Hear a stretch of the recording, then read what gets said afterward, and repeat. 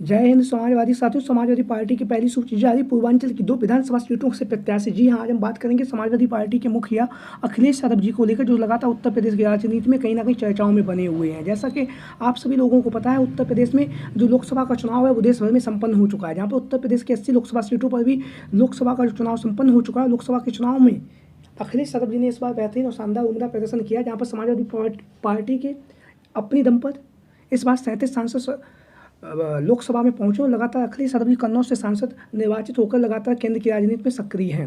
वहीं पर अखिलेश यादव जी के द्वारा उत्तर प्रदेश में जो नेता प्रतिपक्ष जैसा जो महत्वपूर्ण पद था, उस पद से अखिलेश यादव जी ने अपना इस्तीफा दे दिया। और इस्तीफा देने के साथ ही साथ वह लोकसभा में समाजवादी पार्टी के नेता सदन चुने जा चुके हैं, जहां पर उत्तर प्रदेश से निकले हुए अखिलेश यादव जी ने अब केंद्र की राजनीति में महत्वपूर्ण भूमिका अदा कर रहे हैं। लगातार भारतीय जनता पार्टी पर हमलावर हैं। लगातार उत्तर प्रदेश की राज्य सरकार हो चाहे फिर केंद्र सरकार लगातार अखिलेश यादव जी भारतीय जनता पार्टी पर हमलावर हैं और लगातार देश के प्रधानमंत्री नरेंद्र मोदी जी को लेकर और योगी आदित्यनाथ जी को लेकर हमलावर रहते हैं। चाहे सदन में प्रश्न पूछने की बात रही हो, चाहे उत्तर प्रदेश में जिस तरह से व्याप्त जो भ्रष्टाचार महंगाई उसको लेकर भी अखिलेश यादव जी लगातार आवाज़ उठाते रहते हैं। तो अब जैसा कि आप लोगों को पता, उत्तर प्रदेश में 10 विधानसभा सीटों पर उपचुनाव भी होना है, जिसका शंखनाद होना हो चुका है। और लगातार अखिलेश यादव जी इसके लिए चुनाव प्रचार की तैयारियों में जुटे हुए। लगातार प्रत्याशियों के नाम का जो मंथन है वो मंथन जारी है उत्तर प्रदेश की 10 विधानसभा सीटों पर, जहां उपचुनाव होने जा रहा है। उसके लिए अखिलेश यादव जी दिन रात मेहनत भी कर रहे हैं और लगातार समाजवादी पार्टी के कार्यालय लखनऊ में बैठकर लगातार पार्टी के नेताओं और कार्यकर्ताओं से मुलाकात करके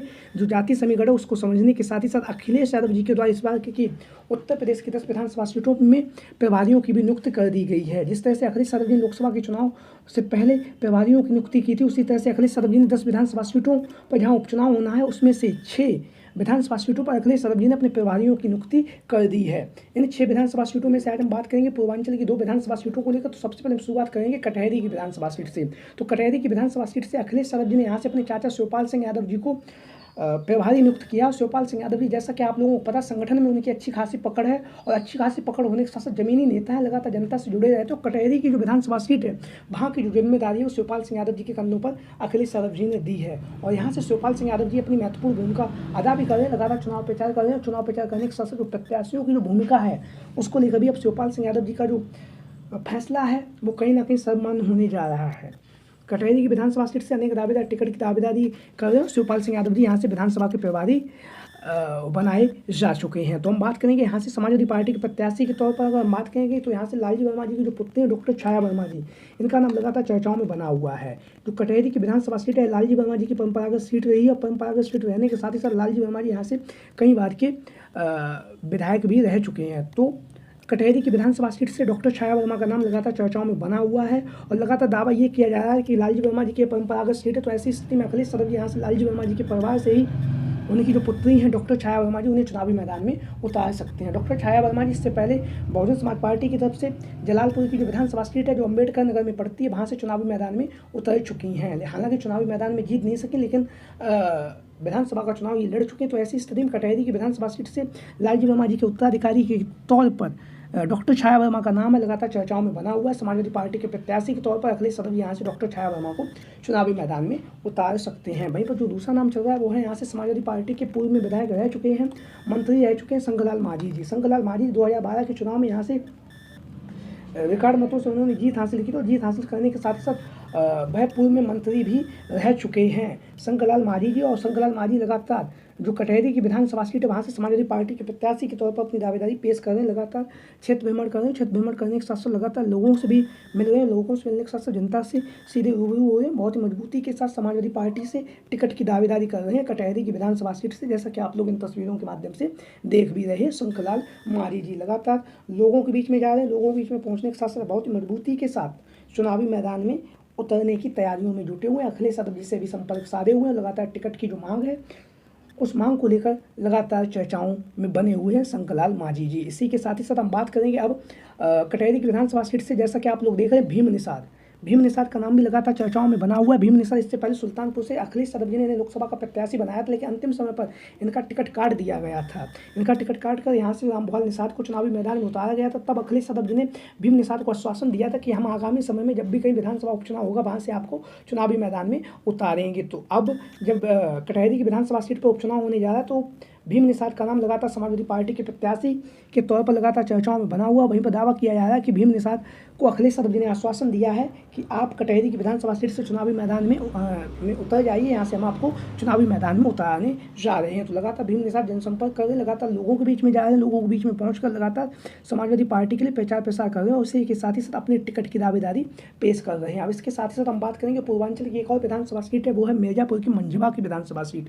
मिर्जापुर की मंझवा की विधानसभा सीट से समाजवादी पार्टी के मुखिया अखिलेश यादव जी के द्वारा यहाँ से विजेंद्र सिंह को विधानसभा का प्रभारी बनाया गया। जैसा कि आप लोग इन तस्वीरों के माध्यम से देख रहे हैं, विजेंद्र सिंह सांसद है, सांसद होने के साथ साथ मिर्जापुर की मंझवा की विधानसभा सीट से विजेंद्र सिंह को यहाँ से प्रभारी बनाया गया और प्रभारी बनाने के साथ साथ लगातार अब इनके ऊपर जो मिर्जापुर की जो मंझवा की विधानसभा सीट है, यहाँ से इनके ऊपर जिम्मेदारी सौंपी गई है। तो लगातार विजेंद्र सिंह जी यहाँ पर जनसंपर्क कर रहे हैं, लगातार जाति समीकरण को समझ रहे हैं। उसके साथ ही साथ यहाँ से समाजवादी पार्टी के प्रत्याशी के तौर पर यहाँ पे 3 नाम लगातार चर्चाओं में बने हुए। पहला जो नाम है वो है राजेंद्र एस बिंद। राजेंद्र एस बिंद, जैसा कि आप लोग इन तस्वीरों के माध्यम से देख भी रहे हैं, पूर्व में लोकसभा के प्रत्याशी रह चुके हैं। मिर्जापुर की जो लोकसभा सीट है वहाँ से अंतिम समय पर इनका जो टिकट है वो काट दिया गया था, लेकिन अब मिर्जापुर की जो मंझवा की विधानसभा सीट है वहाँ से समाजवादी पार्टी के प्रत्याशी के तौर पर राजेंद्र एस बिंद का नाम लगातार चर्चाओं में बना हुआ है।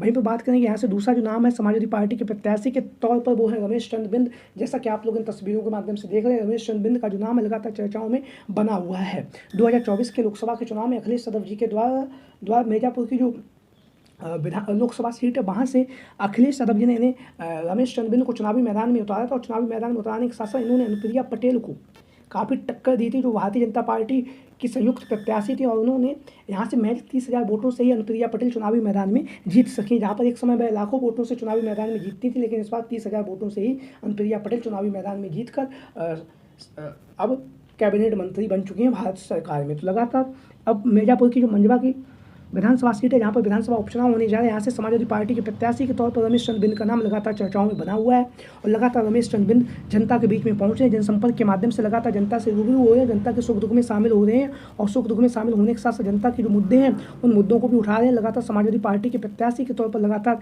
रमेश चंद्र बिंद के जो नाम की जो चर्चाएँ हैं वो लगातार मिर्जापुर की मंझवा की विधानसभा सीट से चल रही हैं और लगातार यह चुनाव प्रचार भी अपना कर रहे हैं। वहीं पर यहाँ से हम बात करेंगे, जो तीसरा नाम लगातार चर्चाओं में बने हुए हैं वो है दामोदर प्रसाद मौर्य। दामोदर प्रसाद मौर्य, जैसा कि आप लोग इन तस्वीरों के माध्यम से देख रहे हैं, स्वामी प्रसाद मौर्य के करीबी हैं और स्वामी प्रसाद मौर्य के करीबी होने के साथ ही साथ दामोदर प्रसाद मौर्य जो मिर्जापुर की जो मंझवा की जो विधानसभा सीट है वहाँ से समाजवादी पार्टी के प्रत्याशी के तौर पर लगातार अपनी दावेदारी पेश कर रहे हैं, लगातार जनसंपर्क कर रहे हैं, लोगों के बीच में जा रहे हैं, लोगों के बीच में पहुँचने के साथ ही साथ लगातार समाजवादी पार्टी के लिए प्रचार प्रसार कर रहे हैं और इसके साथ ही साथ लगातार जनसंपर्क का जो कार्यक्रम है वो लगातार दामोदर प्रसाद मौर्य कर रहे हैं और लगातार समाजवादी पार्टी के जो भी नेता हैं उनसे भी लगातार मिल रहे हैं और मिलने के साथ साथ अखिलेश यादव जी से भी लगातार संपर्क साधे हुए हैं। और मिर्जापुर की जो मंझवा की विधानसभा सीट है, जो कहीं ना कहीं बिंद और पिछड़ा बाहुल ये सीट है, तो ऐसी स्थिति में दामोदर प्रसाद मौर्य समाजवादी पार्टी से प्रत्याशी के तौर पर लगातार अपनी टिकट की दावेदारी पेश कर रहे हैं, जैसा कि आप लोग इन तस्वीरों के माध्यम से देख भी रहे हैं। लगातार क्षेत्र भ्रमण का जो कार्यक्रम है वो चल रहा है, लगातार लोगों के बीच में, जनता के बीच में पहुंच रहे हैं दामोदर प्रसाद मौर्य और समाजवादी पार्टी के प्रत्याशी के तौर पर बहुत ही मजबूती के साथ अपनी जो दावेदारी है वो पेश कर रहे हैं। और वहीं पर जो मंझवा की विधानसभा सीट है, यहाँ से 3 दावेदार लगातार टिकट की दावेदारी पेश कर रहे हैं। तो अब आप लोगों की क्या राय है इन संभावित दावेदारों को लेकर? सभी साथी कमेंट बॉक्स के माध्यम से अपनी राय जरूर दें। इसके साथ ही साथ जो भी साथी चैनल पर आज पहली बार आए हैं वो चैनल को सब्सक्राइब करें और वीडियो को लाइक करें। वीडियो को अंत तक देखने के लिए आप सभी का बहुत बहुत धन्यवाद एवं आभार। जय हिंद, जय भारत, जय समाजवाद, जय Akhilesh mission 2024। Thank you for watching this video. जय हिंद, जय भारत।